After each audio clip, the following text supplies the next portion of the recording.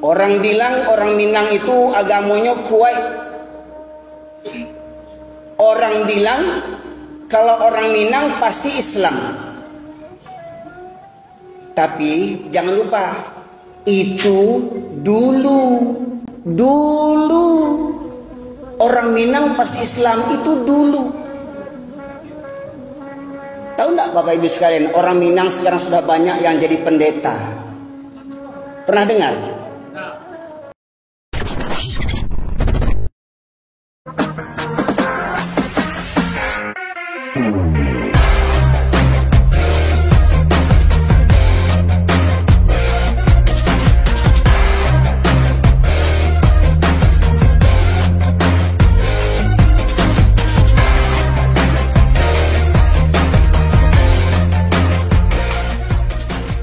Memohon izin untuk ta'aruf. Kenapa dalam spanduk itu saya disebut Ustadz Viral yang membahas tentang keminangan orang Minang? Kenapa sih keminangan orang Minang itu? Saya ini memang kelahiran kota Medan, lahir besar di Medan, dan alhamdulillah kedua orang tua saya berasal daripada kota Pariaman. Ibu sukunya Tanjung, ayah sukunya Mandailiang.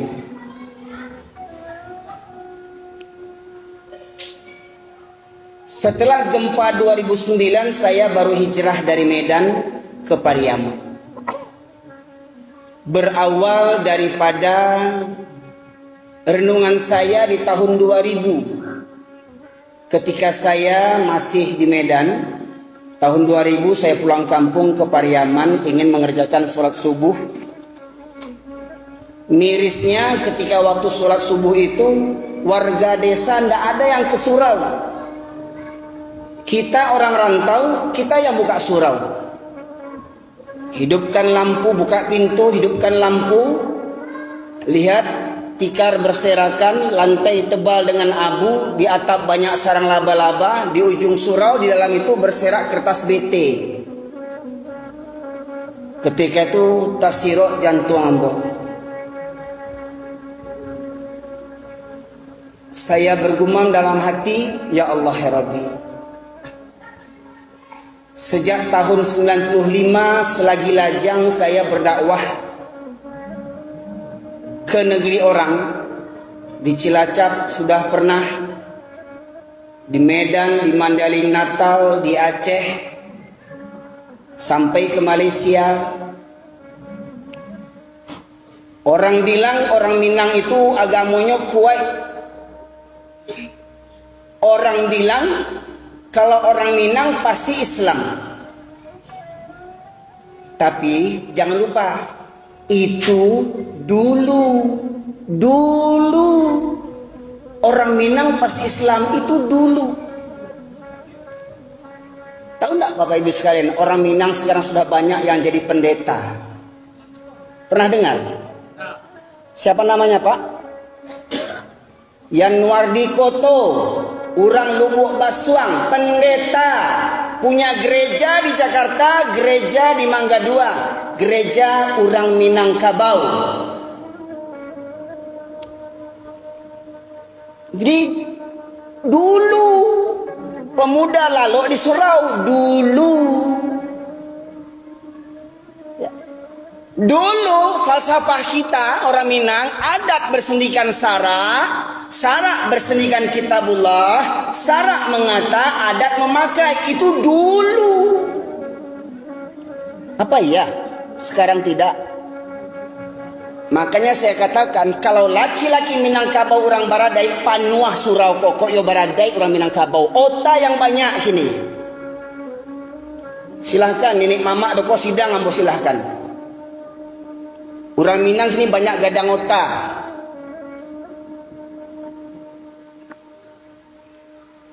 Bukan mau banci orang Minang, Pak Ibu ndak.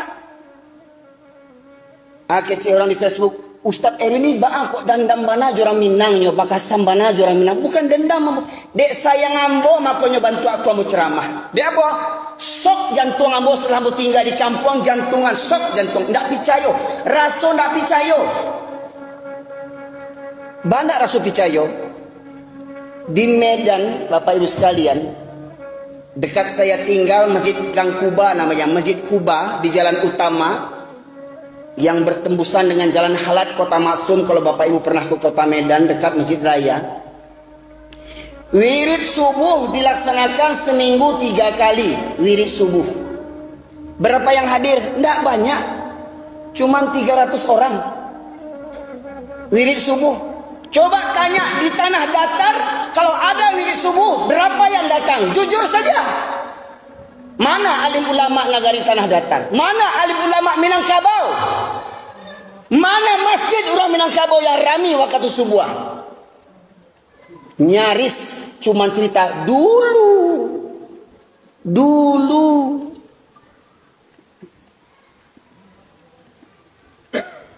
Di Medan kami bertetangga dengan orang Batak Kristen, Cina Kristen. Berbanding banyak jumlah gereja dengan masjid. Tapi alhamdulillah wirid subuh 300 orang yang datang. Di Nagari awak Minangkabau yang punya falsafah adai basandijo sarak basandijo kitabullah, sarak mangato adai memakai musaji bantu kerana mai kini. Bakok kerana mai istilah kalau dalam sebuah negeri. Ini cerita karangan saya aja. Umpama dalam sebuah nagari, wali nagari mengajak rakyatnya, warganya, wahai mari warga nagari, kita berjibaku gotong royong untuk membuat keranda mait. Yang punya harta, sumbangkan hartanya. Yang punya pikiran, sumbangkan pikirannya. Yang punya tenaga, sumbangkan tenaganya. Mari kita rancang keranda mayat yang nyaman bagi mayat. Pakai spring bed, AC, CCTV, remote control, ya, pakai wifi, ya, supaya nyaman keranda mayatnya di dalam.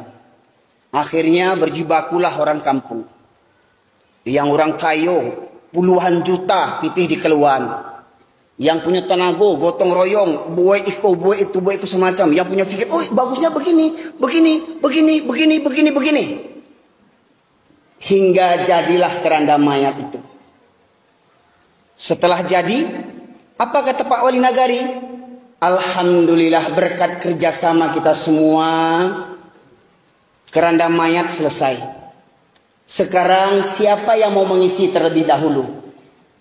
Siapa yang mau mengisi keranda mayat itu terlebih dahulu? Ada yang mau daftar? Ada yang mau daftar? Yang sumbangannya lebih besar mungkin mau masuk dulu?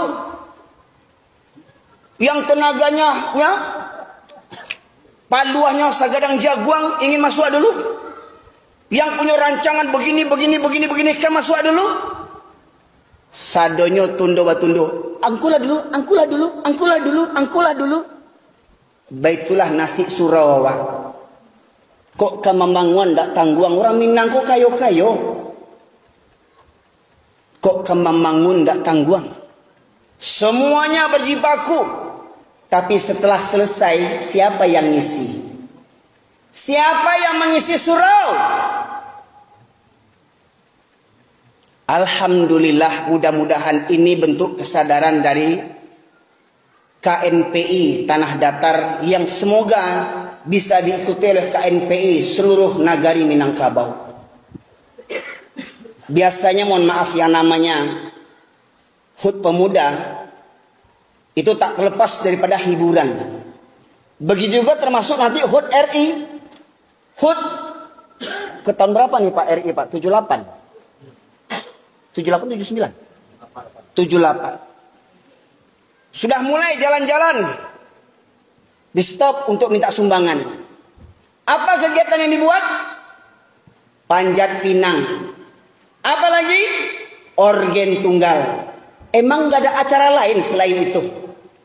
Pertanyaannya, ketika dibuat organ tunggal, dibuat lomba panjat pinang, berapa banyak pemuda Minangkabau yang sholat? Panitia tanggung jawab dosa semua peserta. Panitia menanggung dosanya. Termasuk yang memberikan sumbangan untuk panjat pinang dan organ tunggal. Tanggung dosanya.